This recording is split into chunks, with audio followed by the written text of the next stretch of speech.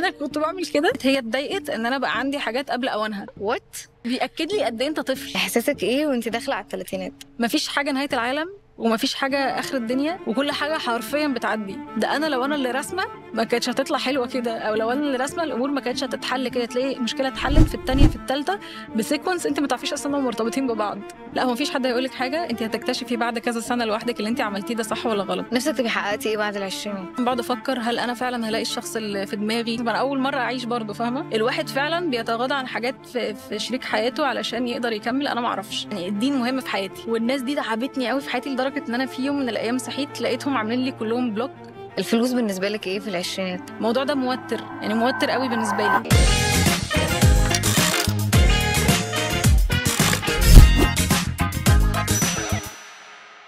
سن ال20 هو اكتر سن بالنسبه لي، من وجهه نظري هو سن التوهان. الواحد بيخلص الجامعه، بيخلص مدرسه، بيدخل الجامعه، بيقابل ناس جديده، بيقابل مجتمع مختلف، مجتمع مش امان زي ما كان في الاول. خطواته مش محسوبه، هو مش عارف وراه ايه بكره، عنده مدرسه، راجع رايح، عارف ان هو بيبني مستقبل كده من اول وجديد. سن بالنسبه لي اول ما دخلت ال20 نقلت من اسكندريه رحت القاهره، اتعرفت على مجتمع مختلف، ناس جديده، ناس مختلفه. انا فين منهم؟ انا عايزه اعمل ايه؟ بعدين دخلت على 25، الدنيا جريت بيا. لقيت عندي شركه، عندي ايجنسي، صحابي بيتجوزوا، صحابي بيخلفوا، صحابي بيسافروا، صحابي بيترقوا، صحابي كل حد حواليا عنده بيث معين هو ماشي عليه. وفي نفس الوقت حتى لو انت ولد خلصت جيش، اللي خلص جيش قبلك، اللي اتجوز برضو، اللي سافر، اللي اترقى في شغله. حاسه سن العشرينات ده سن لخبطه قوي، وسن الواحد مش عارف هل هو ماشي فيه صح ولا لا. وكل اللي حوالينا ما بيجوا يسالوا ناس في حاجه، بيسالوا الناس اللي وصلت، اللي عمل زي ما بيقولوا they figure it out all. بس في العشرينات احنا كلنا محشورين فيها، واحنا مش عارفين did we figure it out بجد ولا لا. واعتقد ده سؤال ملوش اجابه.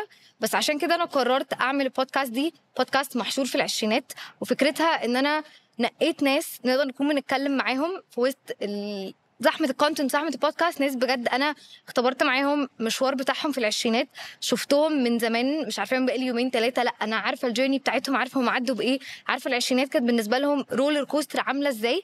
وعشان كده النهارده ما لقيتش جاست احسن ويعني ممكن يكون بيتكلم معايا في الحته دي من جاست انا عارفاها من زمان، عارفاها من هي عندها 19 سنه، بتفرج عليها وعلى الكونتنت بتاعها، عارفه هي عدت برولر كوستر عامله ازاي في العشرينات بتاعتها. حد بيسبورت صحابه، حد عمل بيزنسز، اتشهر، جاله نيجاتيف كومنتس، عدى بحاجات كتير قوي قوي ان هو يوصل اللي هو فيه النهارده. والبودكاست دي فكرتها كلها مش ان حد ينظر على حد، احنا بس جايين عشان نشارك معاكم الجيرني بتاعتكم. والنهارده هنشارك الجيرني بتاعت ساره هاني. هاي ساره. هاي، عامله ايه؟ منوراني، ام اكستريملي اكسايتد بجد ان انت معايا في اول ابيسود. عايزين نشكر كاميلايزر على ان هما استضافوا البودكاست بتاعتنا والحلقات بتاعتها كلها. بجد كووركينج سبيس فيها كل حاجه ممكن تحتاجوها from A to Z. تعالوا بقى نبتدي الحلقه بتاعتنا. ساره، قولي لي كده، انت عندك كام سنه؟ هكمل 27 السنه دي للاسف. احساسك ايه وانت داخله على الثلاثينات؟ حاسه دلوقتي مش زي الاول. يعني انا في الاول كنت بحس سنه كامله بتعدي وان انا بكبر. لا، انا دلوقتي حاسه، عارفه لما توصلي لسيزن 10 في فريندز، انت بتحسي ان هو يعني خلاص كده الدنيا بتخلص. انا مش هتفرج عليه تاني من الاول. ايوه، ما عنديش الاوبشن ان انا اشوفه تاني من الاول لاول مره، خلاص كده. وبعدين في حاجات رتمها بيبقى ثابت، وفي نفس الوقت في حاجات بتتغير قوي، فانت بتبقيش فاهمه هل خلاص انا وصلت خلاص للبيك ان انا خلاص مفيش حاجه تتغير، ولا الدنيا فعلا بتتغير وفي حاجات هتتغير ونظرتي تاني هتتغير تاني عن الدنيا. مش عارفه. احكي لي عن الفرق ما بين قبل 25 سنه وبعد 25 سنه. بصي، قبل 25 سنه بتبقي فاكره قلت لي فاكره فعلا، يلا جرب كل حاجه واي حاجه وبتاع. دلوقتي مش قادر. لا بجد في اول يعني قبل 25 سنه بتبقي فاكره انك عارفه كل حاجه. انا خلاص بقى فهمت واتخرجت واشتغلت لي سنه ولا اشتغلت لي سنتين، حاسه ان انا كده فاهمه الدنيا. بس بعدين فجاه بيحصل لك حاجه اللي هو اولا هو انا بتغير تاني ليه؟ يعني انا فعلا بتغير تاني ليه؟ انا كنت فاكره كبرت خلاص اتخرجت، واحنا مش بنقول اتخرجنا. عارفه اللي بيبقى فاكرين اللي عندهم 27 سنه دول ناس كبيره، بعدين أيوة. بنكتشف ان هم مش كبار. الناس دلوقتي بتقعد تقول لي ايه ده، بس انت شكلك صغير. انا صغيره فعلا. يعني ايه؟ مفيش بريفليج بتاع ايه ده، دي لسه عندها 25 سنه، دي صغنطوطه. لا احنا داخلين على 30. لا خلاص انت خطواتك محسوبه. شوفي انت هتعملي ايه في حياتك بقى، علشان دي حياتك اللي هو كل قراراتك دلوقتي اللي هو انا مش عايزه اتجوز. مفيش وقت. طب انت يمكن مش في تتجوزي في اول دلوقتي؟ الثلاثينات هقول يعني كنت عايزه اتجوز وانا اصغر، مش عارفه فاهمه، مش عايزه اخلف. طب يمكن بعد كده اقول يا ريتني خلفت وانا صغيره. يا ريتني خلفت وكنت لسه بالانرجي بتاعتي والحماس. فالواحد مش عارف. هنعرف ازاي؟ انا خلاص بقى انا عشت اليوم بيومه فاهمه. طب احكي لي على فتره اللي قبل 25 سنه، ساره قبل ما تبقى this version of ساره هاني. انا عارفه فاكره ان انت بتفرج عليكي من زمان، كنتي في ألسن صح؟ صح. وفاكره الوقت ده كنتي بتشتغلي في كول سنتر، وعارفه ان الفتره دي كانت ديبريسيف بالنسبه لك كايند اوف وكده، ومن هنا ابتديتي تعملي كونتنت. فاحكي لي كده على فقره الكول سنتر، لانه الفقره دي بحس ان ناس كتير قوي بتتحشر فيها بعد ال 20 سنه، لانه بيبقى البي عالي قوي، فلوسها كويسه، حاجه بتاخد حد وهو مش متخرج او متخرج او ما عندوش اي خبره وبياخد المبلغ ده، حتى لو دلوقتي ممكن ما يبقاش احسن حاجه. فقولي لي الاكسبيرينس بتاعتك في الكول سنتر دي كانت عامله ازاي؟ بصي كول سنتر هو كوميونتي مختلفه. انت بتخشي بتتشفتي جوه، اللي هو انت بتخشي محشور. محشوره 9 ساعات رايح جاي، كل يوم بتحسي ان الدنيا جوه بتاخدك. لو تبقيش عارفه احنا يوم ايه اصلا في الاسبوع، بتحسي ان حياتك بتقف من ويك اند لويك اند. يعني انا لما كنت بشتغل كنت بحس ان انا الاسبوع ده كل يوم واحد، كل ده يوم واحد. كنت بتشتغلي مع الجامعه صح؟ اوكي كنت بشتغل مع الجامعه. كنت في الاجازه ببقى فول تايم، في الدراسه ببقى بارت تايم، بس بارت تايم مينلي عشان انام مش عشان احضر. كانت الجامعه بالنسبه لي كانت ان انا حاجه مش فاهماها. وانا فاكره اول سنه في الجامعه قلت انا ايه اللي جابني هنا؟ يعني انا بعمل ايه هنا؟ انا بدرس الكلام ده ليه؟ مش فاهمه. لان انا اصلا الجامعه اللي دخلتها ما كانتش في بالي، ما كنتش عارفه اللي هو دخلتها ليه. كنت عايزه اخش بيزنس، فجاه لقيتني في ألسن. ليه عملت كده؟ بس ألسن دي من المجاميع العاليه يعني. أيوة. يعني انت ما هو حد دي كان الفكرة. دحيح في ثانويه عامه وجبتي ألسن ودخلتيها. انا جبت 96% في ثانويه عامه. اوف. لقيت بقى اهلي بقى واصحاب اهلي انت جايبه مجموع حلو، طب خشي ألسن دي. استخسرتي المجموعه؟ استخسار المجموع، محدش يستخسر المجموع بجد. انا كنت شايفه ان انا عايزه اخش تجاره انجليش عادي جدا، ادرس الحاجات اللي انا هتنفعني فعلا، بدل ما اروح ادرس حاجه فعلا مش تنفعني. مش بقول ممكن في ناس تبقى عايزه تبقى مترجمه وكده، بس ده ما كانش انا. هو اصلا شات جي بي تي دلوقتي هيقوم بالشغلانه دي خلاص، هنكنسل الجامعه دي من اساسا عشان تبقي تشتغلي بشهادتك في ألسن محتاجه كورسز تاني، محتاجه حاجات تاني. انا ما كنتش هعملها الصراحه. يعني انا مش اللي هو اكاديميك بقى وبتاع. بحب القرايه، بحب مش عارفه ايه، بس ما احبش يعني مش اكاديميك بقى وهاخد ماسترز واخد مش عارفه ايه. لا لا لا. ولا انا برضه. يعني انا على قدي وفرحانه ان انا على قدي، وما كنتش واحسن حاجه حصلت في حياتي ان انا انا كنت على قدي لا تمام، ما كنتش عايزه اكتر من كده. يعني في الفتره دي قلت ان انا محتاجه بقى ان انا اشتغل بقى مع الدراسه. ليه محتاجه؟ معرفش. مصروفي ما كانش كبير، بس ما كنتش عشان ما احتكتش قوي هي ايام ما كانت 100 جنيه دي بتعمل قلق في الجامعه. لا دي كانت فظيعه. توصلك وترجعك وتاكلي في الجامعه وتشربي وعايشه ملكه. ايام. فاللي هو ساعتها قلت طيب فيها ايه؟ طب انا عايزه اشتري من المحلات الفلانيه، طب مش عارفه ايه، طب انا بقى هبتدي اشتغل. رحت وانا رايحه في الطريق قلت يا رب ما يقبلونيش في الانترفيو والله كنت بدعي. انا فاكره كان الانترفيو في المعادي، قلت طول الطريق كنت رايحه بمترو الانفاق، فاخدت وقت كده بقى شويه، قعدت اقول يا رب يا رب ما يقبلونيش وبتاع. اول ما قعدت واتكلمت معاها شويه قالت لي لا خلاص انت تيجي معانا بقى. اشتغلت بعديها بشهر بالظبط. فهمت الدنيا ان انا مش عايزه المكان ده. بعد اول مثلا شهرين عرفت يعني انت بتروحي 9 ساعات بتشتغلي 9 ساعات كاملين، مش هتبصي جنبك، عندك 3 بريكس، واحد 10 دقايق، واحد ربع ساعه، واحد نص ساعه، تعملي فيهم كل حاجه. حمام، تاكلي، تصلي. وانا عشان كنت بصلي او ستيل يعني الحمد لله بصلي، لازم كل بريك اروح المسجد عشان هاكل وهنام وهعمل كل حاجه في المسجد، لان مفيش وقت تاني. فكره بقى معلش طب انا عايزه اخش الحمام، تقول لك في بريك كمان ساعتين بيخش فيه الحمام، او هتحطي مثلا في حاجات معينه كودز معينه بتحطيها تتحسب من السالري بتاعك. لا لا لا فكانت حاجه اللي هو لا كنت خلاص. انا في مره كنت بعيط وكان معايا كول، فانا بعيط، الكاستمر هو اللي كان بيهديني، قعد يقول لي انت لسه في عشريناتك لا ما تعمليش كده. تهزريش. والله لا لا كنت وصلت الستريس ليفل، لان كمان ما فيش اجازات اعياد، ما فيش رمضان، مش عارفه ايه الكلام ده كله، لسه بتمشي نفس السيستم. يمكن في رمضان بيبقى فيه فطار وكده، بس حتى بتفطروا بشكل متقسم. الناس اللي بتفطر ساعه الاذان، الناس اللي بتفطر بعد الاذان بساعه، الناس اللي بتفطر بعد الاذان بساعتين، علشان لازم هي بتبقى فلازم تفضلوا شغالين، مش شغالوا مسيحيين في الوقت ده. ما هو بقى ايه المشكله؟ لا ما هو برضو المسيحيين بيبقوا عايزين ياكلوا. بس مش ساعه الاذان ما حبكش ما انا هقول لك بقى، هو بقى كانوا بيراعوا الموضوع جدا. فاللي هو كان بيقول لك لا احنا هناكل كلنا مع بعض عشان ما ناكلش والناس جعانه ومش عارفه ايه وبتاع. فلا ماشي مش هخش في الموضوع ده. ماشي. فكانوا بياكلوا معانا عادي.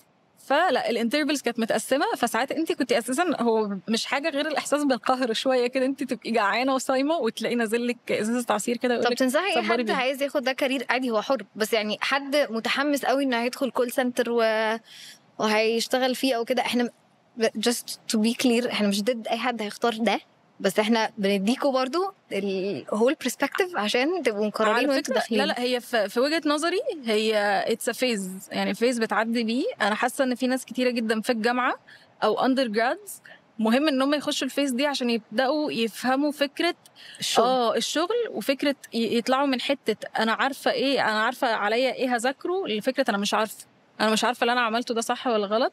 وفكره هتعرفي بقى في الاخر، يعني بعد فتره كده، بعد ما تلاقي كومبلين مثلا معمول فيكي ولا حاجه، تعرفي انك غلطتي. والغلطه بقى انت في حياه ناس كبار، انت بتريبريزنت بقى شركه معينه، بتعملي حاجات معينه. مش هيخصموا مرتبي، قصدي لا يعني مش هيخصموا من الدرجات، هيخصموا مرتبي بقى. هتتخصم من مرتبك. وانت كواحده بقى بتشتغلي بيبتدي بصي البني ادم لما بيبتدي يبقى معاه فلوس بيبتدي بيعمل التزامات بنفس الفلوس اللي معاه دي، سواء بقى هتشتري حاجه، هتعملي حاجه، فانت بتبقي فعلا محتاجه المبلغ اللي انت هتاخديه ده.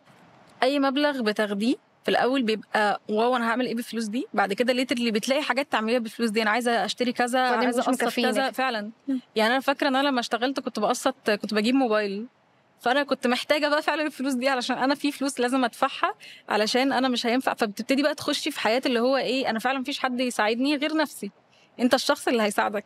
وانا كنت في حته برضو ان انا مش عايزه اطلب فلوس من اهلي، مش عارفه ليه بس انا كنت حاسه انا مش عايزه اطلب فلوس من اهلي. فبتتحطي في حته كده بتخليكي تفهمي الدنيا رايحه بيكي على فين. يعني هي دي بقى الحياه، ان انت ما فيش حاجه في اخر السنه هتقولك اللي انت عملتيه السنه دي صح ولا غلط. كمان سنتين ما فيش حد هينزلك باعمال السنه يقولك انت عملتي كذا عملتي كذا، كان المره الجايه اعملي كذا. لا هو ما فيش حد هيقولك حاجه، انت هتكتشفي بعد كذا سنه لوحدك اللي انت عملتيه ده صح ولا غلط. بس انا بالنسبه لي فيز الكول سنتر مهم علشان تعرفي ان انت في حياه وفي شغل وفي مسؤوليات وفي دنيا وفي كده. بس انا قعدت فيها اكتر من اللازم. قعدت قد ايه؟ سنتين. ايه انت كنت عارفه انك عايزه تمشي بعد شهرين قعدتي سنتين؟ ليه بقى؟ لان انت هناك بصي الكوميونتي بتاعت الكول سنتر هي بايعين كلام، فمثلا تيجي تمشي. فانا عامه اي حاجه بعملها في حياتي كنت بحب ابقى بعملها كويس، مش لحاجه بس لنفسي، ما بحبش احس ان انا يعني بعمل حاجه وحشه او كده. فانا كنت نمبر 1 مثلا على الكيو، فاجي اقول لهم انا عايزه امشي، لا ده احنا هنعمل وهنسوي وهنعمل واجازاتك وبعدين انا اساسا كان اللي موترني جدا في الفتره دي كلها ان انا ببقى عايزه اجازات معينه ساعه الامتحانات. انا عايزه شهر ما حدش يقول لي انت ما بتجيش او بتعملي ايه او ما بتعمليش ايه، لا انا عايزه شهر بحاله اجازاتي. فلا ده احنا هنظبط لك الاجازات وهنعمل لك وهبصي وشويه وهتطلعي من الكيو وهتبقي مش عارفه ايه وهنوديكي فين وانت كويسه، واحنا عيله واحنا مش عيله. ففضلت اسكت على الموضوع ده. وانا في حياتي عامه لحد دلوقتي كده لما حد بيسكتني كده بقول طيب خلاص عندهم حق، ده طلع طيب، ده طيب قوي، ده جميل قوي، طيبين قوي. انا هقعد معاكم شويه. انا هقعد، انا مكتئبه؟ لا خالص، شو بننسى الاكتئاب ده. لا ده انا هقعد شفت 12 ساعه وابقى مبسوطه بعد كده بجد. اللي هو بعد يعني مثلا كنت في شهر 3 ادركت ان انا عايزه امشي، ومشيت مثلا في شهر 6. في شهر 3 اللي هو كان كملت خلاص كنت هكمل سنتين، ابتديت اقول انا مش عارفه اعمل حاجه. انا كنت ابتديت سوشيال ميديا، ما عنديش وقت للسوشيال ميديا، عارفه ان انا في بوتنشال ممكن يبقى احسن، ممكن اشتغل حاجه تانية. وفعلا بعديها اشتغلت حاجه تانية تبقى وقت اقل. انجلش تيتشر باين؟ لا كنت انجلش انستراكتور، كنت بدي كورسز بتاعت انجلش في مكان يعني مش احسن حاجه. اتفرج عليكي من قد ايه والله. والله العظيم مذاكره جامد يعني. نايس. كنت حاسه ان هو ممكن اشتغل شغلانه وقت اقل واقرب للبيت وفلوسها زيها. فساعتها قلت لا انا محتاجه ابتدي ان كان انا وقت ما انت ادور. تتخرجي صح؟ كان اللي هو لا كان قبل سنه رابعه على طول، كان قبل الكورونا على طول. كنا في شهر 3 تقريبا 2019، كنا 3 2019. قلت انا محتاجه اسيب الشغل. لا كان مش 3 2019، كان انا سبت في 2018 اوكي. تقريبا على ما اذكر. انا مش فاكره الديتس قوي، بس كنت فاكره ان هي كان قبل الكورونا بكام شهر، لان انا بعد كده بطلت شغل بسبب الكورونا يعني. كنت طلعت من الكول سنتر، قلت لا انا محتاجه الاقي شغلانه تانية علشان اسيب الشغلانه الاولانيه. كان يعني السوشيال ميديا ما دخلتليش دخل غير بعد الكورونا تقريبا، فكان انا برضو محشوره في حته ان انا محتاجه ادخل دخل نفس الدخل اللي انا كنت بيخش لي، علشان انا برضو ورايا التزامات. ربطتي نفسك بالتزامات بالظبط. فقعدت ادور ادور ادور، وانتي المفروض في الشغلانه دي لازم بتبعتي 30 days notice علشان تسيبي الشغل ويلاقوا بقى ريبليسمنت وكده. فبعت 30 days notice، محدش رد عليا. فقلت لهم انا فعلا همشي، فبياخدوكي على قد عقلك، لسه عيله صغيره. هنمشيكي، عايز تمشي هنمشيكي، حاضر حاضر وانت حاضر. ليكي ورقك بقى هناك كان في ورق وكل حاجه طبعا، وكانوا مأمنين عليا والكلام ده كله. فكان في بروسس كبيره جدا. انا قعدت اقول لهم يا جماعه عايز امشي، يا جماعه عايز امشي، ما كانوش عايزين يمشوني لحد ما صحيت من النوم في يوم كده. قلت مش جايه طالما انتوا ويكلموني لا ولازم تيجي ولازم تعملي ومش عارفه. قلت لهم لا انا مش جايه يا عم مش لازم ومش هاجي تاني. وابتديت افتح بقى اشوف شغلانات عايزه اكسبيرينس وعايزه ناس اساسا جراديويت وانا اساسا اندر جراد. فقعدت ادور لحد ما لقيت انجلش انستراكتور، لقيتهم عايزين حد جراديويت. فقلت انا هقدم وخلاص. قدمت واتقبلت، وشفت بقى برضو اكسبيرينس تانية مع ناس بقى اكشلي كبيره ومتخرجه برضو، وده بقى الكارير بتاعهم اللي بقى لهم مثلا 10 سنين في المجال ده، بقى لهم كذا سنه في المجال ده. وابتديت بقى اللي هو برضو احتك بقى بناس، ان انا بدي كورس انجلش لناس كبيره بقى، ناس كبيره ومختاره ان هي بمزاجها تيجي المكان ده، ويبقى عليكي بقى ان انت فعلا تفهمي الشخص ده، لان هو دافع فلوس فبيكسبكت ان انت تديله السيرفيس اللي هو مستنيها، وان انت تبقي واثقه في نفسك ومش عارفه ايه الكلام ده كله. اتعلمت بقى يعني ايه بفصل اول ما يبقى قدامي عدد من الناس، ازاي بفصل بقى عن شخصيتي الحقيقيه. وبتحط كده فجاه بحس ان انا كاني في صوت عزل كده اتعمل حوالين دماغي، بعرف بقى بروح ادي على طول. يعني انت شايفه ان العشرينات لو هتوصفيها في كلمه توصفيها ان هي مسؤوليه؟ اتعلمتي المسؤوليه ولا توصفيها بايه؟ بصي هي المسؤوليه واللخبطه، لان انت اول ما بتحسي انك بقيتي شخص مسؤول بتحسي ان انت خلاص you figured it out، اللي هو انا خلاص انا فاهمه وعارفه الستبس اللي انا هاخدها. بعدين فجاه سبت الشغل تاني، وسبت الشغل علشان المكان كان على قده قوي، فمش هيقدر ان هو يشيل ناس ما بتشتغلش وبتاخد مرتب. فكان لازم ان احنا كلنا نبتدي ان احنا بقى ايه نسيب الشغل ونقعد في البيت وكده. انا بالنسبه لي فتره الكورونا دي احلى فتره في حياتي عامه. وانا كمان، انا سبب كل حاجه انا فيها فتره الكورونا بالظبط. انت اتخرجتي 2020 صح؟ انا اتخرجت 2020. انا قفلت اللابتوب في يوم راندم عادي جدا، سلمت الجراديويشن بروجكت. يا جماعه انا خلصت جامعه في البيت. لا انا كان لازم اروح امتحن وكده، فروحت امتحنت. يعني انا بالنسبه لي انا ما كنتش فاهمه انا بعمل ايه، لان احنا كان بقالنا كتير الدكتورز عندنا في الجامعه كبار، فمش فاهمين فكره اللي هو اونلاين وكده. احنا كان في ليكتشرز بتبقى بوست على الفيسبوك، لما تفهم اعمل لايك. بجد بجد ما بهزرش، عشان كنت جامعه حكومه، فهو برضو ما فيش تكنولوجي، وبرضو مش مهتمين قوي. يعني انت عرفتي ما عرفتيش ان شاء الله تعرفي من حد تاني. فاللي هو لما يبقى عندك سؤال اكتب في كومنت وهجاوب عليك، فمش عارفه ايه. فكانت الدنيا كانت مش احسن حاجه. وبرضو مش كل الناس، علشان في ناس ما كانش عندها انترنت وكده، فمش كل الناس بيبقى عندها الاكسس ان هي تاخد الليكتشرز اصلا. فكانت الدنيا كانت صعبه شويه في اخر ترم ده في الجامعه. بس انا يعني الحمد لله حاولت الم الدنيا على قد ما اقدر، وقلت دي اخر حاجه هعملها في حياتي في التعليم ومش هاجي جنبه تاني. انت جبتي كام في ثانويه عامه؟ كنت ثانويه عامه كنت جايبه 96%، في جامعه يا دوبك جيد يعني. طب اشمعنى ألسن؟ بجد مش عارفه. كان انا كنت جايبه مجموع، وبابا وماما قعدوا يقولوا لي يا خساره وخشي ألسن. قول لهم انا عايزه بزنس، عايزه اخش تجاره انجلش زي بقيه الناس دي كلها. لا ما فيش، نخش ألسن بقى. وهم ما اجبرنيش على حاجه، بس خسرت انت المجموع. عارفه لما مثلا مليون بني ادم يكلمك في نفس الحاجه واصحابهم يكلموني في التليفون ولا اعملي ولا مش عارفه ايه وبرستيج ومش برستيج ومش برستيج ايه، جامعه اساسا ما فيهاش مكان تقعدي فيه. كانت صعبه. مش عايزين نقفل البودكاست قبل ما يفتح، ارجوكي كملي عادي. كانت يعني جامعه ألسن جامعه بتروحي تتعلمي ترجعي تروحي، يعني ما فيهاش انترتينمنت وكده، ما فيهاش حياه اللايلو ده مش موجود. لا تجاره فيها بجد، تجاره فيها ومش عارفه ايه وبتاع، وتروحوا وتعملوا ليكتشرز وكورسز ومش عارفه ايه. ألسن لا، ندمانه على ال4 سنين دول؟ بصي، هو انا حاسه ان هما من غيرهم ما كنتش هعرف اعمل حاجه تانية. يعني انا ما كنتش هفهم ان انا مش حابه المجال ده فهبدا في حاجه تانية. يمكن لو كنت دخلت مثلا بيزنس كنت الاقي نفسي في حاجه تانية ومش هبدا سوشيال ميديا. بس يمكن ألسن حسيت ان انا لا، انا مش عايزه ده خالص. وفجاه اون راندوم تيوزداي كنت قاعده بذاكر اصلا، قلت انا هبتدي هعمل اول فيديو على يوتيوب. ما اعرفش، قمت كده رحت عملت اول فيديو على يوتيوب. كنت بفكر في الموضوع وجبت كاميرا. انا فاكره كنت جايباها برضو قسط عشان كنت شغاله. فرحت قسطت كاميرا كانت وحشه جدا. يعني كاميرا انا الموبايل فاكره كانت لما كنت احسن. ببتدي كونتنت برضه في فقره فيديوهاتك ونجيب ايه من على نون، الترايبودز اه والكاميرات. انا فاكره موت انت بتحطي الترايبود كده والانجل بتاع ساره في الفيديو هو وشها. ايوه وشي بس. هو وشها بس لان كمان واللمبه قد كده. ايوه الباك جراوند كمان مش مساعداني. بس كنا بس انت غيرتي اوضتك كلها عشان تمشي مع الكونتنت في الاخر، اسبيشلي لما اخوك اتجوز. بالظبط. لو قبليها كنت اللي هو شقلبتيها. كنت بعمل اللي هو كنت بحاول اعمل يعني حاجات معينه كده اصور فيها. يعني دي تبقى ده الباك جراوند بتاعتي، دي الباك جراوند بتاعتي. كنت بغيرها على هذا الاساس عشان برضو في الاول في الاخر انت في بيت اهلك، فبيبقى في حاجات مش هتعرفي تعملي دراستيك تشينج. يعني احنا شايلين مثلا اللي الحيفه فوق الدولاب مش هنشيلها. اتصرفي بقى على هذا الاساس وعيشي حياتك.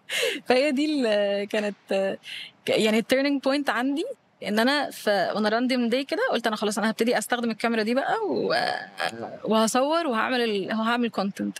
انا ساعتها كان عندي شويه فولورز على انستغرام، بس انستغرام ما كانش فيه فيديوز فما حدش يعرف صوتي. فالناس اللي كانت عندي كان مثلا عندي 5000 كانوا كيوريوس يعرفوا نبرة صوتي عامله ازاي. فابتدوا بقى ان هم يخشوا على يوتيوب.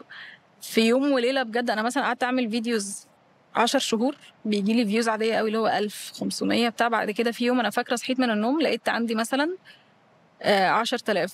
رحت المول ورجعت لقيت بقى عندي 100,000. ليترلي هي ده اللي حصل في يوم. رحت المول دخلت المول. هو كان 2 فيديوز، كان تقريبا DIY تنت. كان فيديو كده ازاي نتعلم انجلش او حاجه زي كده. علشان انا برضو انجلش، انا كنت مدرسه حكومه فبرضو سيلف تات، فكنت حاسه ان انا عندي شويه انفورميشن ازاي اساعد حد يعني محتاج يعني عايز يبدا from the scratch. بس ثانيه، انت كنت مدرسه حكومه علمتي نفسك انجلش ودخلتي ألسن واشتغلتي كول سنتر ده وبقيتي بتدي في الاخر. يعني حجه انا مش بعرف اتكلم انجليزي، انا مفيش مكان هيشغلني. الموضوع سهل جدا، مفيش مكان هياخدني. لا موضوع الانجليش ده سهل قوي. انا كنت بيك فان اوف وان دايركشن. فكان الموضوع عندي كنت انا لازم افهم الناس دي بتقول ايه. That's so inspiring يا بجد اللي هو كنت بتفرج على الفيديوز بتاعتهم واحس اللي هو انا ليه مش فاهمه الكلام ده. فبعدين ابتديت اللي هو لا انا هبتدي. بابا شغله في يعني اندستري بتاعت الكتب الاديوكيشنال وكده للمدارس وكده. فكان بيجيب لي الكتب اللي هو مثلا ده في المدارس الانترناشونال بياخدوا مثلا النوفل دي والنوفل دي والنوفل دي. فكنت بقعد اقراها وكنت بسمعها في CDs كده كانت بتتحط في اللابتوب. فكنت بحط اللابتوب واسمع بحط الCD في اللابتوب وابتدي اسمع الحاجه وهي بتتقري. فابتدي اعرف هي بتتقري ازاي بتتعمل ايه لحد بقى ما وصلت الليفل كده اللي هو كنت مثلا ساعتها في ثالثه اعدادي او حاجه. كان الموضوع بالنسبه لي بقى قشطه خلاص بقى بفهم كل حاجه او بفهم اي حاجه وبعرف اخش امتحان الانجليش او كده من غير ما اذاكر. لان انا بقيت السمع بتاعي او القرايه بتاعتي لحاجه انا فاهمه دي صح ولا دي غلط. وبعد كده خلاص بقى الموضوع بقى عندي انا كنت اعرف سوبر ايزي بجد. ثانك يو. برافو عليكي. عشان حجه انا مش هلاقي حد مكان ياخدني ومفيش مكان اشتغل وعايزه ادور، او كل مكان الكورسات غاليين ومش عارفه ايه وبتاع. انت علمتي نفسك بنفسك. ما هو بقى انا بحس الحاجات دي بجد يعني انا ممكن حد يشوفها حاجه كبيره، بس انا بحس ان هو لو بني ادم عايز يتعلم حاجه اكشلي فعلا بيعرف يتعلمها. بس لو انا عايزه الاقي يعني اكسكيوز او حاجه ان انا مش هعرف فهلاقي كتير قوي. حتى في حياتي لحد دلوقتي في حاجات انا بتحجج وبقول مش هعرف اعملها مع ان انا اعرف اعملها يعني. بس هو بس الفكره ايه يعني is it important enough؟ هل الموضوع ده مهم لدرجه ان انا فعلا اتعلم ولا مش مهم؟ فده دي الحاجه اللي بتفرق يعني في اتعلم الحاجه فعلا ولا لا. نفسك تبقي حققتي ايه بعد العشرينات؟ بعد عشريناتي انا بجد انا مش عايزه. انا بجد في ناس بتقعد تقول بقى السوشيال ميديا وعايزين ترند وعايزين مش عارفه ايه. لا انا بجد انا عايزه اللي ولا حاجه. انا عايزه ابقى مبسوطه، حياه بيسفل كده. نفسي اعيش في دهب اصلا محدش يعرف عني حاجه. انا كنت امنيه حياتي. انا كل اللي انا فيه ده عشان قررت في يوم انا عايزه اقعد اشتغل اعيش في دهب وافضل بشتغل افتح اللابتوب من هناك. من ساعتها احنا اتقابلنا من قريب في دهب اصلا. انا ما رحتش تاني بقى من ساعتها. لا انا رحت مرتين تقريبا او مره بعديها. انا بحس ان المكان ده اللي هو السلو لايف محدش يعرف عني حاجه. لان انا اصلا الناس اللي ما تعرفوش قبل السوشيال ميديا انا كشخصيه في المدرسه او في الجامعه او حاجه انا الصامت الغامض القامت اللي بيتكلمش. محدش يعرف حاجه عني، محدش يعرف حاجه انا بعمل ايه، بكلم مين، ما بكلمش مين، محدش يعرف اي حاجه. لان انا ماشيه في حالي وعايزه افضل في حالي، ولو في حاجه، لو همشي جنب الحيط، لو في تحت الحيط دلوقتي انت همشي. حالك حال الناس كلها دلوقتي اي حد معدي يعني. والفكره ان هم بيكبروا المواضيع قوي، وانا بجد يعني هي تشوف الشخص اللي بيتكلم ده حياته عامله ازاي، انا حياتي كده بالظبط. يعني انا حياتي زي اي بني ادم طبيعي، ولا بفكر بقى بيوند ولا مش عارفه، لا عادي، انا ماشيه عادي جدا، باكسبيرينس وبجرب زي ما اي حد بيجرب. انت عارفه عيد ميلادي اللي فات لما سالوني تتمني ايه، كنا 26، كنا بجد منتهى التيتا اللي في الدنيا. انا بابايا الله يرحمه كان دايما يقول يقعد مثلا وتعب ويقول يا رب سترك وعفك ورضاك وبتاع. كنت ايه يا بابا الاوفر ده؟ بعدين وانا بكمل 26 قالوا لي انت تمنيتي ايه وبتاع، قلت لهم بجد مش عايزه غير الستر والصحه ليا والاهلي وراحه بال ورزق كويس كده يبقى تمام. ده وكمز تو ستر برضه بالظبط انا كده. بس خلاص دي انا 26 سنه ودي انا الاول بقى كان اعمل الاول مليون جنيه ولا بجد دلوقتي بقيت على الله. انا كمان ربنا بجد عايز ايه على الله، انا بعمل اللي عليا وربنا بقى يعمل الباقي، عشان مش هي دي الدنيا، ان انا ابقى مبسوطه راضيه. ما هي دي الحاجه اللي بعد ال 25 بحس ان الانسان بيفهمها. الاول بيبقى انا عايز الفلوس الفلانيه واجيب العربيه الفلانيه ومش عارفه ايه وايه وايه. ماشي، انا الفلوس مهمه جدا عشان ما حدش يفتكر ان انا بقول هنتكلم عليها الفلوس مهمه.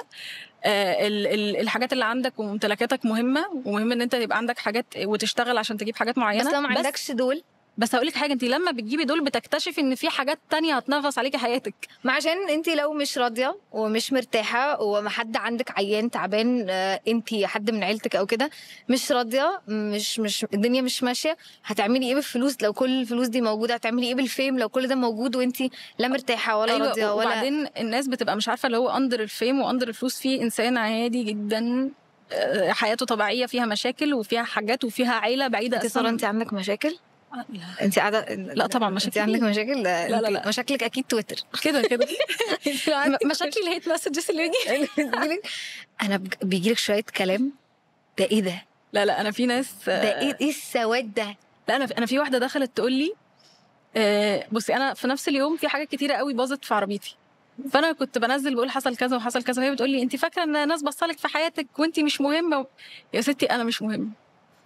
يا ستي انا مش مهمه، انا بجد ما حدش كلمك، انا مش مهمه. وبعدين انا مش عايزه ابقى مهمه، انا بجد مش عايزه ابقى مهمه ولا عايزه ابقى حديث الساعه ولا حد. انا بجد عايزه اعيش حياه عاديه.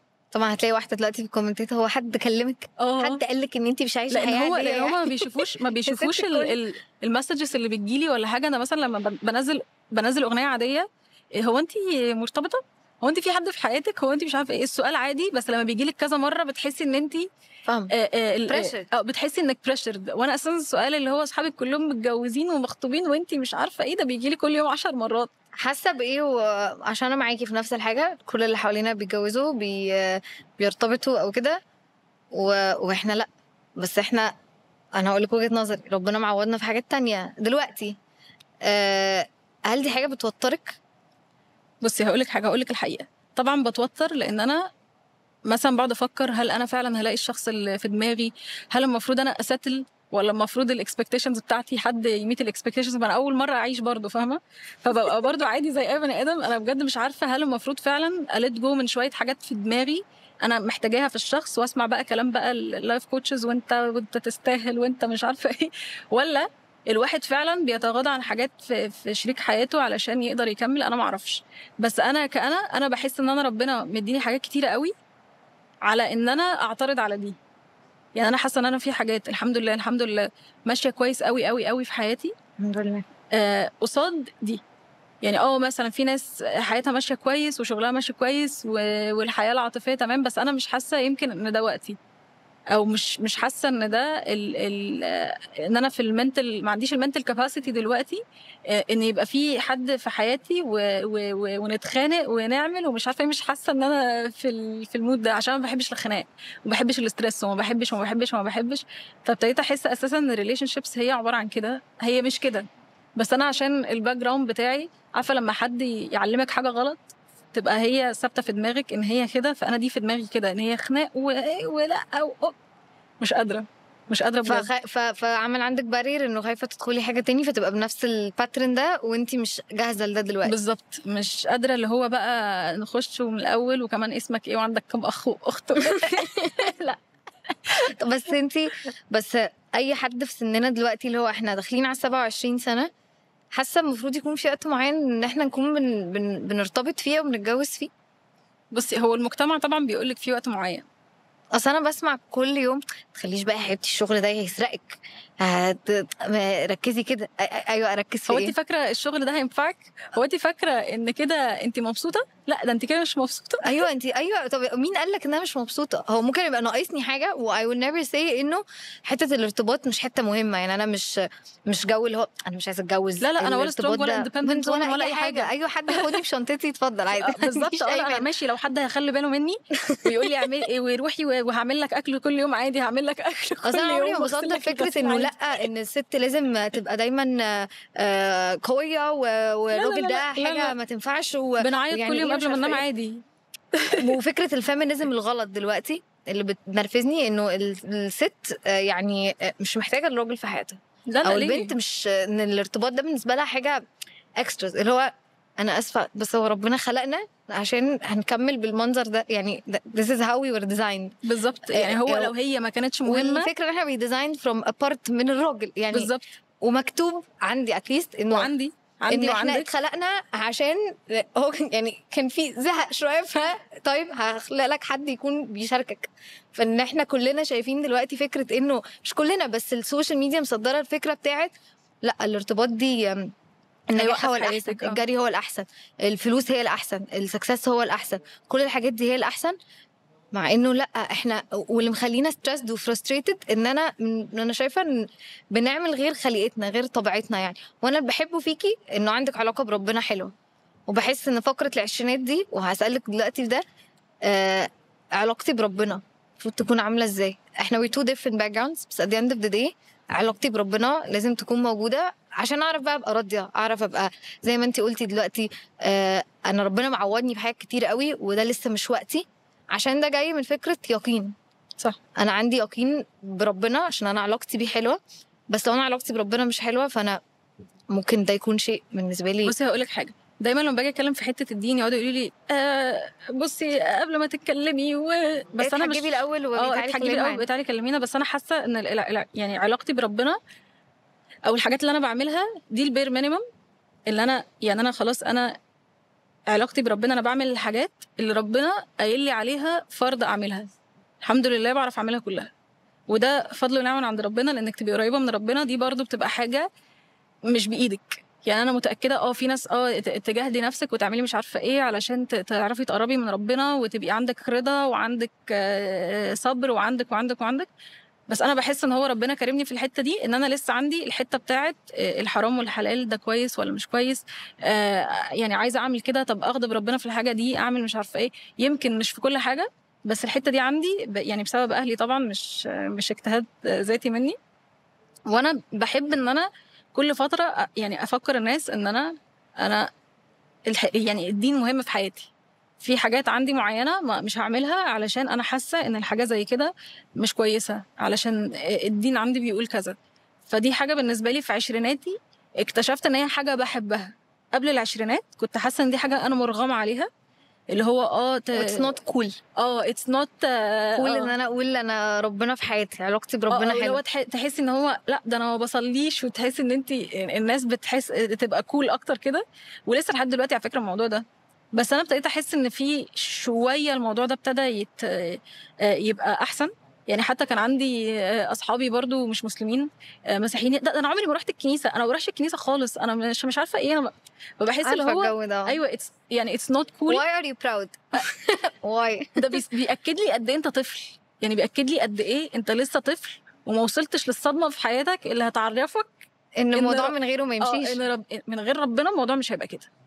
فاللي هو لا يعني كل واحد على حسب اعتقاده. احنا يا جماعه مش بندعي فضيله، احنا بنحاول عادي، احنا ناس بتحاول يعني بنغلط وبنعمل عشان بس في حاجات معينه. النيجاتيف كومنتس عماله تيجي في دماغي دلوقتي. هو الناس بقى عندي فوبيا. ما انا طبعا بقى انا يعني انت هتحجبي وانا اصلا ايه فاهمه.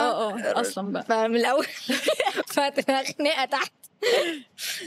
انا شايفه ان ربنا وجوده في حياتك مهم جدا، بتكتشفه في عشريناتك. انا مش بقول ان في وقت معين بتكتشفه فيه، بس ساعات كده بتتحط في مواقف بتحس ان مفيش اي قوه في الارض ممكن تنجدك من الموقف ده غير وجود ربنا في حياتك او ان انت تقرب من ربنا. وونس بتقرب من ربنا، يعني انا فاكره التيرنينج بوينت بتاعتي ان انا كان في مشكله في حياتي، وانا كنت بعمل نفس الحاجات اللي انا بعملها دلوقتي، بس بتعمليها دلوقتي عن حب، عن ان انا عايزه، عن ان انا عارفه ان انا مثلا لما احمد ربنا اكتر ربنا هيزيدني، لما اطلع خير اكتر ربنا هيزيدني. بتعملي الحاجات دي بقى عن اقتناع فعلا، مش بتعمليها عشان اهلك قالوا لك اعمليها. طب احكي لنا كده ايه turning point في حياة سارة هاني في العشرينات؟ يعني ايه السويتش كده؟ بصي، انا في ناس بتقعد تقول لي انت عايشه حياه الضحيه ومش عارفه ايه، انا مش هقدر اقول ان ديتيلز إيه اللي كان بيحصل، بس انا كنت بعدي بحاجات كتيره قوي في حياتي.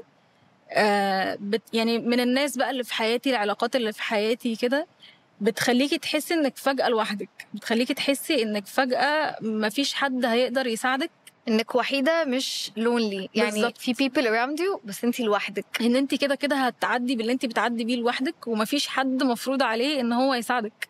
يعني ممكن حد يقولك معلش يا حبيبتي مش عارفه ايه بكره احسن مش عارفه ايه، والكلام ده ساعتها بيعصبك. ببقى عارفه ومتاكده ان انت في حاجات في حياتك هتجو ثرو لوحدك، ولازم هتعيشيها لوحدك حتى لو معاكي حد. يعني حاسه ان انتي اتصدمتي ان فقره العشرينات دي فقره لونلي؟ هي مش لونلي بالفكره اللي انا بقى قاعده لوحدي في السرير وقاعده في الكورنر مش you're عارفه alone you're not lonely. يعني انت فعلا في حاجات لازم هتاخديها لوحدك. يعني فكره بقى ان انا فاكره ان وانا زعلانه حد هيجي ياخدني من ايديا ويقول لي لا ده احنا هنروح مع بعض ما اعرفش ايه، لا الموضوع ده مش موجود. الموضوع ده انا كده برومانتسايز الواقع بتاعي، واتس نوت رومانتك. يعني الواقع، يعني انا دلوقتي بشتغل as much as possible ان انا اخلي الواقع اكثر رومانسيه، بس هو مش كده في الاخر. يعني في حاجات واقعيه لازم كده كده هعيشها day to day، ومش هقدر ان انا ما اعيشهاش. ففكره ان انت فجاه حاجه حصلت لي خلتني احس ان انا، هي كانت دروب كده في الفريندشيبس اللي في حياتي، حسيتني ان انا ايه ده، انا فعلا لازم اعتمد على نفسي في حاجات كتيره قوي، منها ان انا ابقى مبسوطه. فانا عايزه ابقى مبسوطه وانا مش مبسوطه خالص. يعني انا في الفتره بتاعه الجامعه دي ما كنتش مبسوطه خالص بسبب الشغل، ان انا ما بشوفش ناس، ان انا صحابي كلهم بعدوا عني. واتقال لي كده، يعني انا مثلا مش بدعي، لا انا اتقال لي اصل انتي كنتي بتشتغلي وكان بقى معاكي معرفش ايه ومعاكي ايه، فانا ما حسيتش ان انا ليا مكان في حياتك، او ان انا مش عايزه ابقى صاحبتك انيمور. انا عديت بده لما نقلت القاهره.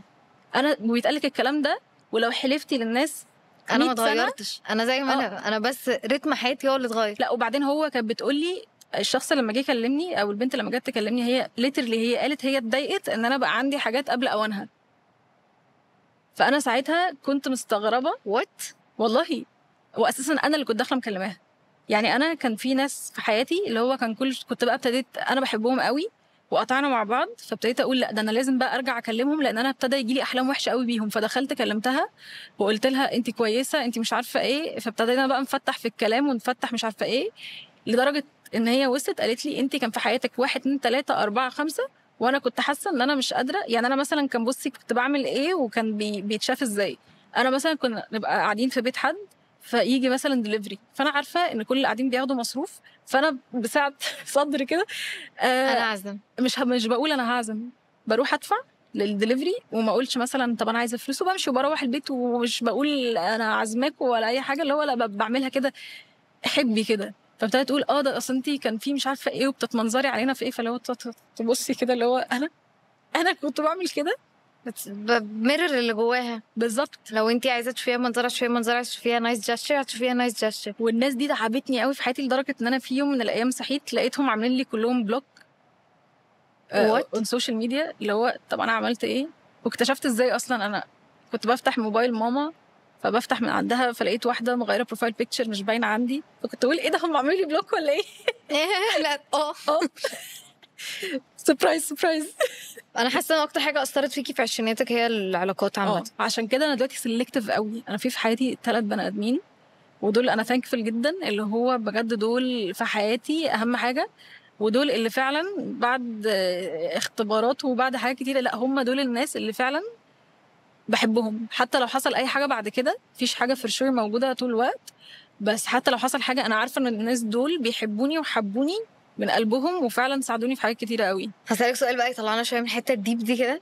لو فكرتي عايزه تعيشي في عصر معين تقضي فيه عشريناتك، تختاري انهي عصر واشمعنى؟ انا فكرت في الحاجات دي كتير قوي، لان انا فعلا كل فتره بقول لا انا نفسي ابقى في الاربعينات خمسينات، حاجه كده قبل السوشيال ميديا خالص، او قبل فكره الاكسبوجر العالي قوي للبني ادم، او التو ماتش نوليدج اللي عند البني ادم. لان انا بحس ان احنا دلوقتي نعرف حاجات كتيره قوي قوي قوي، واتس نوت يعني important، او بيبقى عندك باك جراوند عن حاجات كتيره قوي قوي بتحصل في حاجات في حتت كتيره قوي في العالم. فانا بحس ان الموضوع ده بيبقى الانسان ما كانش المفروض يبقى كده، كان الدنيا المفروض تبقى اسهل لو ما كنتش عارف واهون ما من كنتش كده ههتم. بكتير. بالظبط، لو كنت اعرف دلوقتي مضطره اهتم. بالظبط. فبحس اللي هو لا، كنت عايزه اعيش كده في عصر لسه الدنيا بالراحه، ناس ما عندهاش عربيات قوي، الدنيا كده بيمشوا بعجل كده، بنلبس فساتين. مش حاسه ان ده ممكن يبقى تناقض ان انت all of your business and life is based on the phone؟ ما هو ده الفكرة، يعني دايما الواحد بيبقى عايز الكومبليت اوبوزيت من اللي هو عنده، بيبقى عايز يحس الموضوع ده شوية. يعني أنا كل حاجة on social media بجد أنا جريتفل قوي قوي للسوشيال ميديا، وإن هي يعني مصدر رزقي تقريبا في شتى الحاجات اللي بعملها يعني. بس برضو كان نفسي اللي هو أعيش حياة أسهل من كده كتير. إحنا دلوقتي بحس إن أنا over exposed، يعني الناس كلها تعرف حاجات كتيرة قوي، بيبقى في حاجات مش عايزة الناس تعرفها بس حاسه دايما في حد سابقك كده كده، وانت شايفه حاجات كتيره قوي في حياتك، مش عارفه مين جاب ايه وعمل ايه ومين فتح ايه وبزنس ايه. انا عندي بزنس مثلا، فبص على بزنس تاني واحس ان هو مثلا بيجرو اسرع من البزنس بتاعي، فاحس ان انا متوتره، احس ان انا في حاجات كتيره قوي ما لحقتش اعملها او عايزه اعملها او مش عارفه بتتعمل ازاي او ابدا منين. الموضوع ده موتر، يعني موتر قوي بالنسبه لي. بس كنت احب ان انا تبقى الدنيا لسه لذيذه. يعني الدنيا ماشيه بالراحه، الناس بتضحك في وش بعض، لسه الدنيا ما كانتش وحشه قوي، ما كانش فيه تلوث قوي كده يعني. بمناسبه مصدر الرزق او مصدر الدخل، الفلوس بالنسبه لك ايه في العشرينات؟ بصي انا مش هقعد اقول لك بقى الفلوس مش كل حاجه، الفلوس شق كبير جدا، وتقريبا هي اهم حاجه. لو هندي 90% من اهميه المواضيع الفلوس مهمه، لان انت الفلوس بتجيب حاجات كتير قوي، الفلوس بتجيب معارف، الفلوس بتجيب حاجات، بتشتري لك بوزيشن معين في الدنيا. ولكن ما تفتكريش ان هي دي الحل، لكن هي مش الحل لمشاكل كتيره جدا. في مشاكل على الصعيد النفسي، او مشاكل على الصعيد الحياه مهما اجتهدتي دي ملهاش دعوه بالاجتهاد. يعني هو رزقك، ومشكله هتقعي فيها وحاجه هتعدي بيها، فلازم كده كده هتعدي بيها وهتعيشيها، سواء معاكي فلوس او معاكيش. هي يعني هي نفس الاذى النفسي.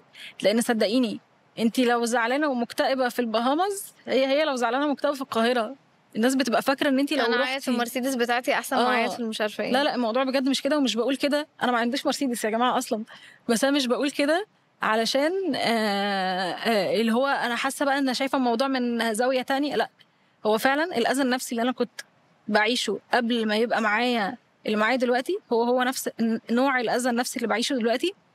لو اتحطيت في موقف مشابه او فهي ملهاش علاقه قوي بالفلوس، بس الفلوس شيء مهم قوي قوي قوي.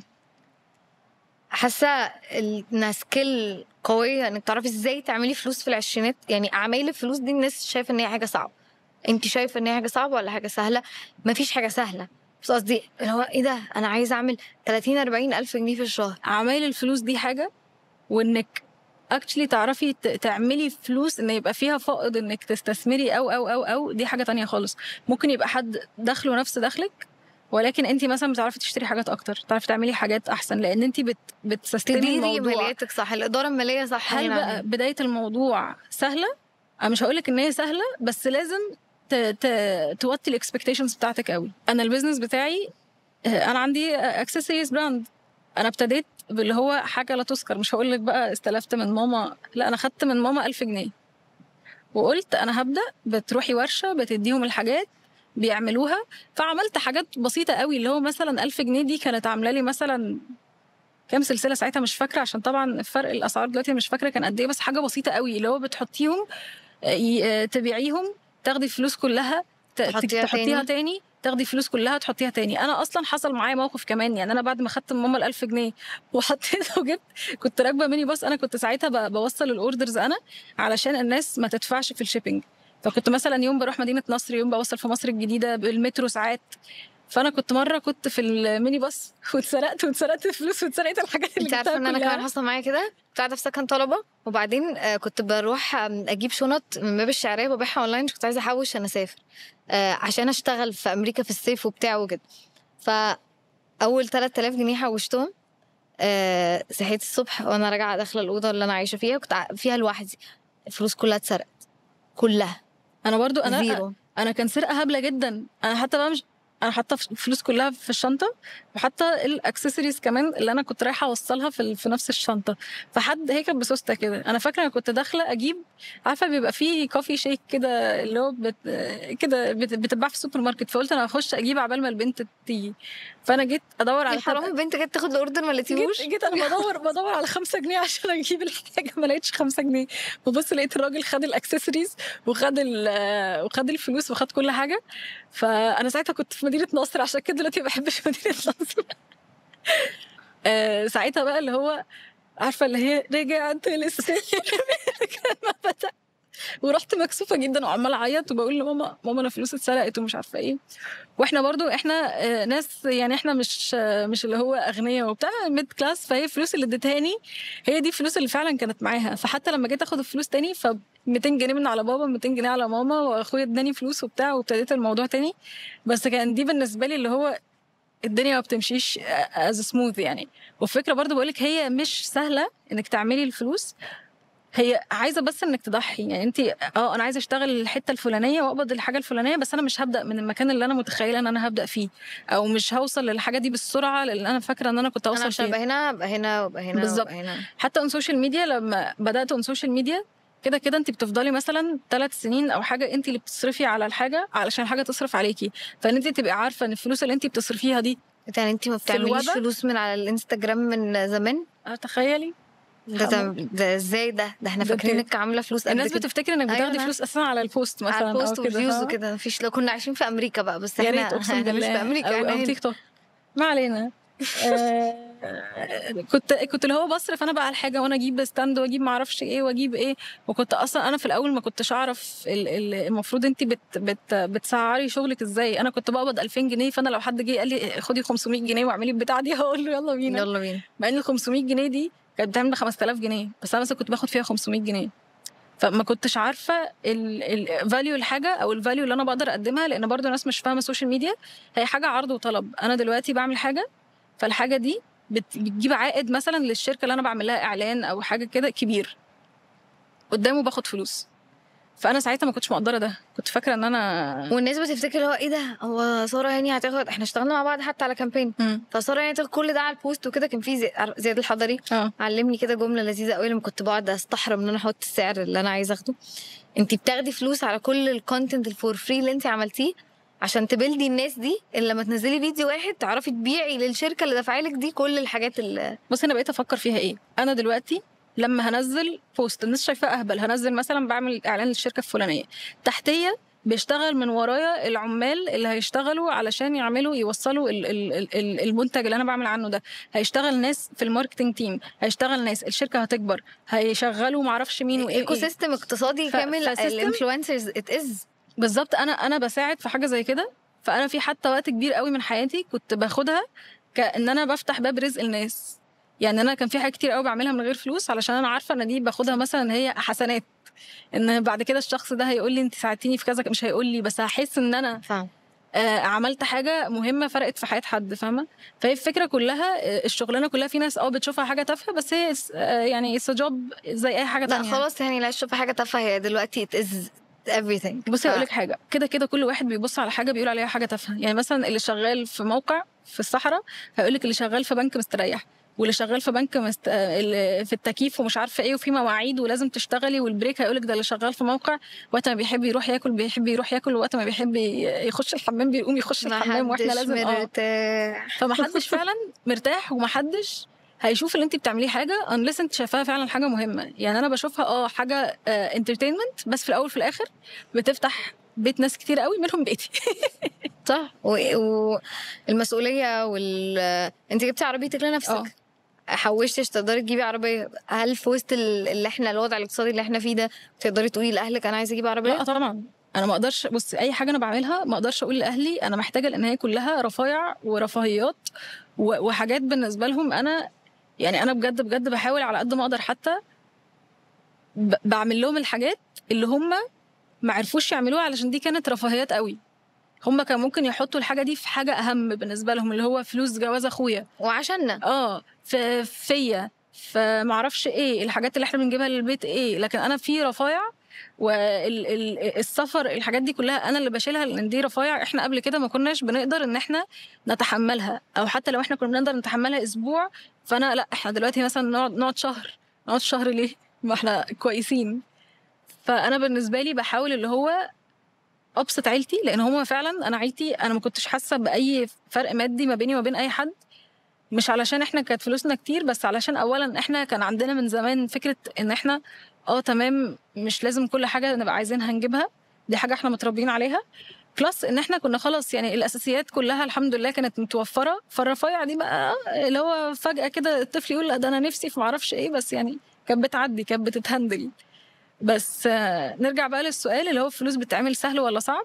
انت لو قدمتي التنازلات في الاول هتعرفي تعملي الفلوس اللي انت عايزاها، لو انت ما نشفتيش دماغك. عشان في ناس تقول لك لا كول سنتر الا اشتغلوا، وانا اعمل كده، وانا ما انزلش اشتغل كذا، وانا اتمرمط في المواصلات اركب. انا عايزه اقول لك انا حاولت اشتغل مره وانا كنت بعد ثانويه عامه، حاولت اشتغل سيلز في مكان، بس ساعتها كان جالي فلوس من مكان تاني، فقلت لا خلاص انا خلاص مش هشتغل دلوقتي وهاجلها. بعد كده اشتغلت فكره اللي هي الحته المكان اللي انا كنت بدي فيه كورسز مش احسن مكان خالص، الكوميونتي اللي انا كنت فيها مش احسن كوميونتي خالص. جربت حاجات كتيره قوي ان انا انزل اوصل الحاجات ومش عارفه ايه واركب المترو واقعد 5-6 ساعات. انا في فتره التوصيل بالمترو دي انا خسيت 7 كيلو مثلا، لان انت في مصر انت بتركبي المترو كانت تقعدي تستني الشخص 2-3 كل ده عشان تعرفي تعملي بس فري شيبنج للكلاينتس عشان تبيعي احسن. بالظبط.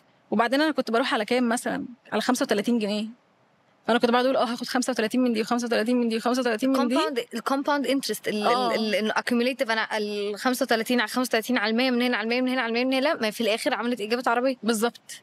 وساعتها اصلا انا بجد ما كنتش بعمل فلوس من السوشيال ميديا خالص، فهي مينلي كنت بعمل فلوس من البيزنس بتاعي اللي بعد كده قدرت ان انا احوش بقى، اللي هو قلت لا خلاص انا عايزه اوصل، يعني عايزه اجيب حاجات معينه، فابتدي الحاجات دي.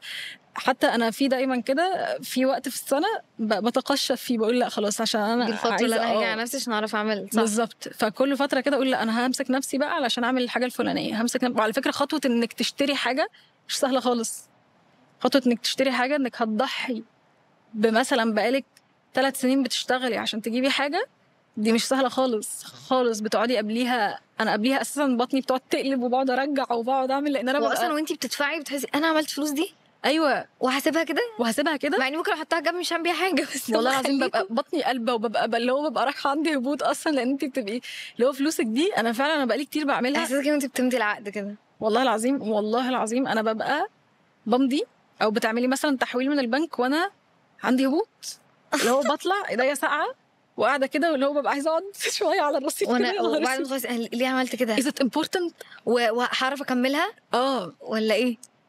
قعدت اقول هو ده مهم، ده كان مهم، ده مش مهم، انا ليه عملت كده؟ طب انا عايزه ارجعها، انا مش عايزاها. بس بعد كده بقى عرفت بقى اللي هو لا في حاجات معينه كده اللي هو يعني انا هلت جو دلوقتي من اماونت، بس ان ريتيرن في حاجات تانية. طب بالنسبه للبيزنس بتاعك، كلمتي قوي على اهميه العلاقات، والعلاقات عملت ايه في حياتك، وان هي كانت حاجه مؤثره فيكي قوي في العشرينات. بس في الاخر انتي شاركتي في البيزنس بتاعك الباسترن بتاعتك، صح؟ احكي على الشراكه في فقره العشرينات دي. حاسه ان شراكه الصحاب، انا بالنسبه لي شراكه الصحاب كانت ناجحه. يعني ناس كتير تقول لك لا، معدن الناس تعرفيها من فلوس فهتخسروا بعض، طب ما انا لو هو معدنه وحش هيبان، ما احسن ان انا اخسره، فاهمه يعني؟ بالظبط. احكي عن تجربتك، كيف فكره ان انت شاركتي حد من صحابك في حاجه انت اللي بديها من الاول، وانت اللي كنتي متمرمطه وفي الرولر كوستر بتاعت انا هروح عشان 35 جنيه وكده. جيفن ان العلاقات بالنسبه لك شيء اثر فيكي قوي في العشرينات، فاحكي على شراكتك مع ريم. بس هقول لك حاجه، اولا ريم انا وهي كل واحده فينا بتعرف تعمل حاجه. ريم منظمه قوي في التاسكس اللي بتعملها، تعرف تجيب ايه، تعمل ايه، تودي فين. هي منظمه قوي. حتى لما نيجي مثلا نعمل، احنا اللي بنعمل الباكجنج مثلا الاوردرز او كده، هي بتبقى منظمه قوي. انا بقى on the other side، انا مثلا ماركتنج كويس قوي، اعرف اصور كويس قوي، اعرف مش عارفه ايه، اعرف ريبريزنت الحاجه بشكل مختلف. فكل واحده فينا واخده حاجه. هل بيبقى فيه داونز وخناق؟ طبعا طبعا بيبقى فيه. بس في الاول وفي الاخر احنا لما بنبتدي نشتغل، احنا في الشغل.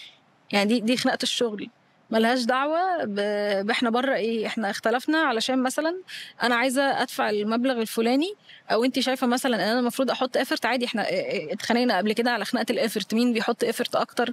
مش عشان حاجه، علشان بيبقى الشخص اللي قدامك محتاج يحس ان هو it's mutual او 50-50 effort عشان يبقى 50-50 profit. بس بعد يعني كده اكتشفنا ان هو ساعات بيبقى 70 30، ساعات بيبقى 50 ساعات بيبقى 100 0، على حسب الحاله. طالما هو بزنس بتاعنا احنا الاثنين، فعادي احنا بنراعي بعض اللي هو مين في مرحله ايه في حياته. وات ذا اند اوف ذا داي لما بيكون في حاجه مهمه كده كده، بيبقى كل واحده فينا اصلا مديه 100%، مش 50 حتى %. لا، كل واحده بتبقى قلبها على الحاجه اللي احنا بنعملها. يعني احنا لسه عندنا بلانز كبيره، ان احنا كنا موقفين فتره وعايزين نرجع، عشان ريم قولوا لها الف مبروك كانت بتتجوز. فكنا موقفين فتره. فلما نرجع احنا بقى عايزين نرجع على حاجه غير اللي احنا كنا عاملينه قبل كده. لا، احنا عايزين نرجع ان احنا نعمل حاجه تانية، نسكيل بقى، نكبر البيزنس بالظبط. بس شراكه الصحاب بالنسبه لي انا لا، بالعكس، انا بلاقي حد بيشاركني، هي عارفه ايه الدنيا فيها ايه، فاهمه انا تصرفاتي نابعه من ايه، هي عارفه انا مثلا عايزه احط مبلغ معين عشان يرجع لي منه قد ايه، علشان انا عايزه ايه. هي مثلا لما جت تتجوز احنا عايزين نعمل معرفش ايه علشان يجي ايه، علشان نكفر ايه. فبتبقى الدنيا تحسي كده فاميلي بيزنس، اللي هو احنا دخلنا في حياه بعض قوي، والموضوع ده خلانا اصلا نقرب من بعض اكتر بكتير. بس ايه سر ان هو يبقى سكسسفul، ما يبقاش فيه مشاكل؟ ان احنا فعلا كل واحده بتقدر التانية هي في ايه في حياتها is going دلوقتي.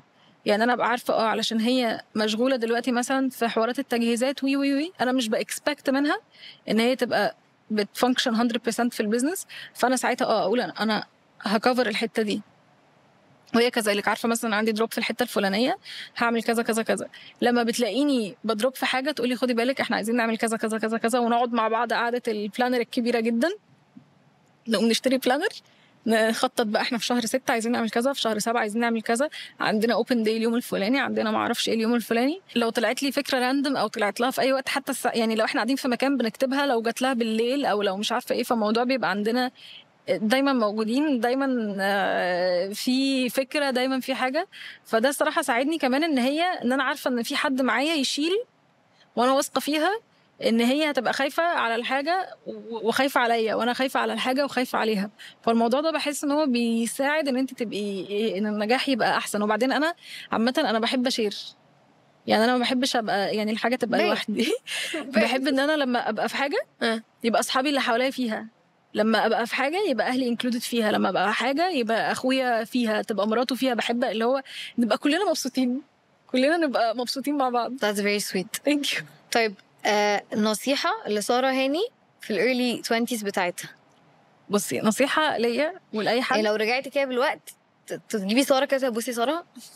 بصي انا هقول لك حاجه دايما بقولها لاي حد بيقول لي، في ناس كده بتخش تقول لي قولي لي نصيحه راندم، انا مش اهل للنصيحه يعني، بس بحس اللي هو مفيش حاجه نهايه العالم، ومفيش حاجه اخر الدنيا، وكل حاجه حرفيا بتعدي. لان الواحد في اول عشريناته لما بتحصل له دروب بيحس ان كده حياته باظت، وان ما فيش بقى، مش هقدر اريكفر ومش هقدر. لا، كل حاجه بتحصل ليها اخر، كل زعل ليه اخر، كل حاجه بتحصل بتتنسي. صدقوني الحاجات بتتنسي. في ناس تقول لك الزعل ما بيروحش، بس تتعايش مع بتتنسي.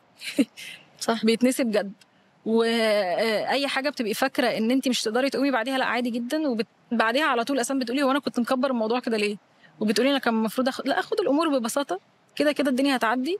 وبجد اتعلمت ان انا لما حاجه مصيبه تحصل، اللي هو انا حتى اكسبريشنز وشي ما بتتغيرش لما بتحصل مصيبه، فاهمه اللي هو ماشي مصيبه هاي خلاص كده كده هتعدي. فدي بجد الالتيميت نصيحه لاي حد في العشرينات، كل حاجه هتعدي وما تاخدش الامور على قلبك. يعني حاسه امتى هتفيجر ات اوت؟ حاسه ان هو I will never. لان انا دلوقتي لما انا في العشرينات اقول لخبطه العشرينات، الثلاثينات بيبقى في الثلاثينات لو انت خلفتي او بتبقي انت عايزه تفجرت اوت لعيالك، او عايزه تفجرت اوت لو انت حتى مش متجوزه لبقيه حياتك هتقضيها ازاي، هتعملي ايه الجولز بتاعتك. في الاربعينات كذلك. فكل فتره يعني انا حتى بشوفها دلوقتي في اهلي، لان انت at a certain time كده بتريلايز ان اهلك بني ادمين اول مره يعيشوا زيهم زيك، صح، وبيتعلموا بيتعلموا في حاجات بيخافوا منها، في حاجات بيبقوا شايلين همها، في حاجات مش عارفين يتصرفوا فيها ازاي. صح. فانا شفت اهلي لما في حاجات ما كانوش عارفين يتصرفوا فيها لان هم اول مره يعيشوا. مش معنى ان انت عدى عليكي حاجات كتير ان انت تعرفي تتصرفي، لا، في حاجات بتبقي مش عارفه تروحي فين وتجيبيها منين وتودي ايه فين. فانا حاسه ان كل فتره ليها، انا مش عارفه، بس في حاجه مختلفه.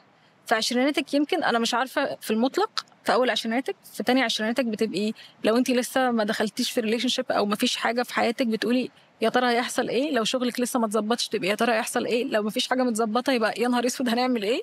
بس هي في الاخر كده كده بتتحل، وكده كده بتلاقي في الاخر زي بازل كده كل حاجه بتقع في مكانها suddenly out of the blue كده تبصي كده تقولي ايه ده، الله، ده انا لو انا اللي راسمه ما كانتش هتطلع حلوه كده، او لو انا اللي راسمه الامور ما كانتش هتتحل كده. تلاقي مشكله اتحلت في الثانيه في الثالثه بسيكونس انت ما تعرفيش اصلا انهم مرتبطين ببعض. فيعني اكبر حاجه بتبقى في العشرينات، بس كده كده you'll never figure it out. فانا بقيت احس اللي هو عيش اليوم بيومه. it's okay not to figure it out. صح. you don't have اصلا to figure it out. صح. اللي هو لا، اعيش واتبسط واعمل الحاجات اللي انت بتحبها. عشان كده انا دلوقتي لما بلاقي نفسي عايزه اعمل حاجه وعندي القدره ان انا اعملها، لا اعملي واتبسطي خلاص، الدنيا مش هتطير، لان كده كده عمرك ما هتوصلي للحته اللي انت هتبقي فيها مستريحه 100% ماديا 100% نفسيا 100%. دايما هيبقى فيه دروب، فاللي هو لا خلاص بقى، فبقيت اعيش وخلاص. طب بمناسبه الثلاثينات هنعمل حاجه صغيره كده. هتيجي الكارد ده اكتبي فيه مسج لنفسك في الثلاثينات او جول او نصيحه او وات ايفر، حاجه تقوليها لنفسك لما يبقى عندك 30 سنه وبعدها بقريان. ماشي.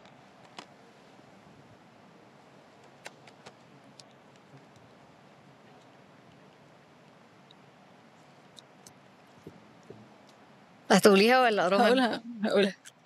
هقولها جدا. قولي عشان انت مش هتعرفي تقري خطي اساسا. بصي، انا بحس ان الشخص في الثلاثينات بيتسحل في الحياه امال احنا في ايه دلوقتي يا زهر؟ لا، بيتسحل في ان هو مش السحله بتاعت دلوقتي، بيتسحل في كل حاجه بره نفسه. انا عايز مثلا لو انا خلفت انا عايزه اولادي، انا عايزه مش عارفه ايه، جوزي، كل الناس اللي حواليكي الا انت. يعني يمكن سحله العشرينات بتبقى جواكي، بس سحله الثلاثينات that's very wise. صح. بتبقى للناس اللي حواليكي. انت بتبتدي تدي، انت خدتي بقى، تبتدي بقى تطلعي انت حتى كفيميل بيبقى عندك بقى طاقه عطاء. فانا بحس ان الفيميلز بالذات بيوصل لهم وقت ان هم بيبطلوا يفكروا في نفسهم. لان انا شفت كده في مامتي في ثلاثيناتها ما كانتش بتفكر في نفسها نص ساعه. احنا عايزين ايه، بابا عايز ايه، البيت عايز ايه. فلا، انا حاسه ان انا مش عايزه اتسحل السحله دي.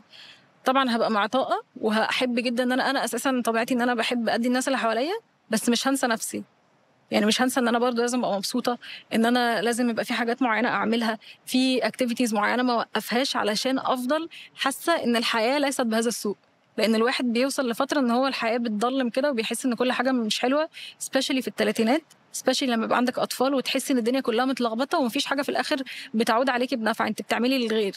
فانا حاسه لا، ان انا عايزه افضل اعمل حاجات، لان انت لما هتعملي لنفسك هتقدري تطلعي احسن بكتير قوي من لما ما كنتش بتعملي لنفسك.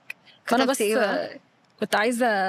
كنت بقول يعني ان انا في الثيرتيز بتاعتي عايزه ابقى مايندفul وابقى طيبه وستيل ادور على البيس اللي انا محتاجاه في حياتي، وفي نفس الوقت ما انساش نفسي وما اخليش الدنيا تسحلني. That's very wise. بجد جمله ان في الثلاثينات الواحد بيبتدي يدي، عشان في العشرينات بيعمل لنفسه، في الثلاثينات بيعمل لنفسه واللي حواليه. That's very wise and very true. يا لهوي. يا نهار اسود. سارة thank you so much. بجد الحلقة كانت حلوة قوي. thank you. انت زي ما بتباني وزي ما يعني you're not fake, you're not faking it, you're like us. بجد it was very inspiring. انا نفسي استفدت وانا نفسي اتعلمت ومبسوطة ان انا شايفاكي من الاول كده لحد دلوقتي، ومتحمسة اشوفك كمان 5 سنين 10 سنين هتبقي فين وهتعملي ايه، لانه you're mindful, you have the self awareness, you have the self development الصح, you have ربنا في حياتك، حاسه ان كل components دي هتعرف تحطك في ابعد من اللي احنا فيه دلوقتي. اللي احنا مش عارفين ده هيبقى فين، ايا كان بقى، بيت حلو، علاقه حلوه، جوازه حلوه، شغلانه حلوه، فلوس اكتر او whatever، بس you have whatever it takes بجد انك تعرفي تخشي بقى عشرينات، تلاتينات، اربعينات بقلبك يعني. انا اتبسطت قوي بجد. واتبسطت ان انا بجد اول بودكاست معاكي، لان انا يعني حاسه كده براحه كده انا ممكن اتكلم واقول براحتي. احنا بقالنا ساعه ونص مثلا، مش ما حسيتش بيه، وانا حاسه ان احنا بقالنا 10 دقايق. بجد كانت حلوه جدا. انا رغايه وانا بسال كتير. يعني بقى نقول للناس يا جماعه انا مضطره اقول الكلام ده، معلش متنسوش تعملوا لنا لايك، فولو، شير، سبسكرايب، وقولوا لنا رايكم في الحلقه، وقولوا لنا مستنيين مين في الحلقه الجايه في محشور في العشرينات. اشوفكم الابسط الجاي.